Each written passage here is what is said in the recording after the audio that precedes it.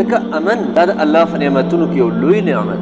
انسان ته چې کله امني دی به خوشحاله. کله چې دته امن نشته، د سر نه دی محفوظ، د وینه نه ده محفوظه، د مال نه دی محفوظ، د کور نه دی محفوظ، او د ملک نه دی محفوظ، که هر څه مو تړېږي دی په دغه ټولو نعمتونو کې دی د خوشحالۍ ژوند دا نشي تېرولی څو پورې چې دته امن وي. ځکه الله رب العالمین دا اوس چې کومه جمله ما تاسو ته وفرمایله د الله امن دومره خوښ دی. یعنې سوره تین کې د امن په خاریه باندې قسم خوړو وهذا البلد الامین. یعنې مکه کې رزقونه مو، مکه کې زمزم اوبه مو، مکه کې د الله کور مو، خو هغه صفت الله قسم کې نه فرمایلی بلکې د امن صفت یې ورله فرمایلی وهذا البلد الامین. والله رب العالمین قرآن کې فرمایلی دی ابراهیم علیه السلام چې کله د کعبې آبادۍ کړو او الله ته حکم وکړ زما کور جوړ، هغه یې جوړ کړ او الله فرمایي ما مکه چې ده دا مې څه وګرځو ثابتا للناس و امنا، د خلکو د راجمع کېدو ځای مې جوړ او د امن ځای مې جوړ.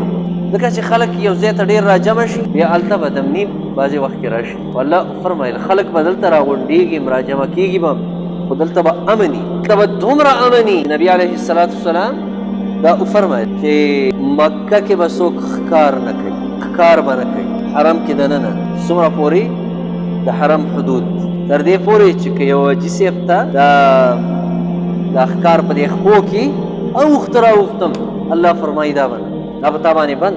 سوره مائده کې الله رب العالمین دا خبره فرمایلې ده. الله فرمایي احل لكم صید البحر وطعمه متاعا لكم وللسيارة وحرم عليكم صید البر ما دمتم حرما. د سمندر ښکار الله د احرام په حالت کې ستاسو دپاره حلال کړی او د عامو قافلو دپاره هم حلال کړی او د وچې ښکار چې دی هغه تاسو باندې حرام دی چې کله تاسو په احرام کې ځکه دلته به امني، هغلته به دشمن په دشمن لاس نه وځي. الله رب العالمین دا فرمایلی دی تاسو د عزت په میاشتو کې جنګ مه کوئ. د هغې وجه دا ده چې بیا به څوک مکې ته به نه راځي وایي به هلته جنګ دی، هلته بدامني ده.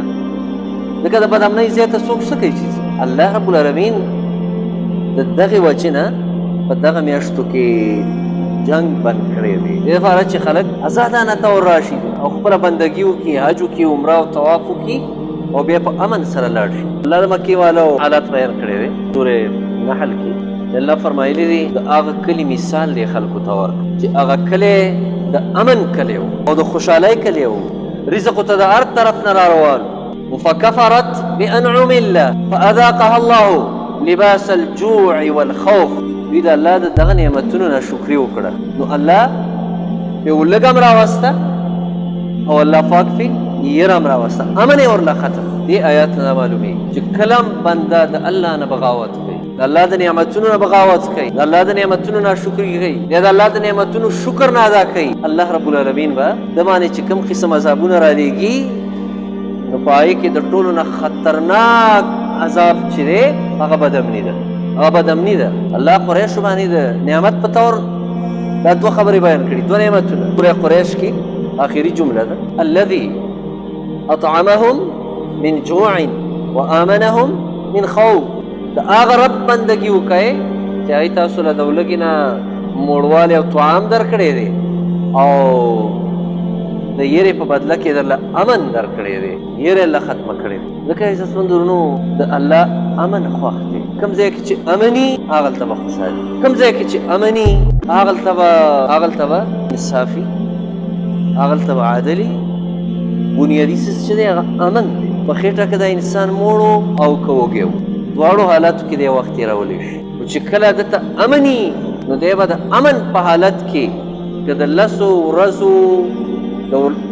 ورځو وچه ډوډۍ هم دی د اوبو سره خوري دله به مزه ورکړي.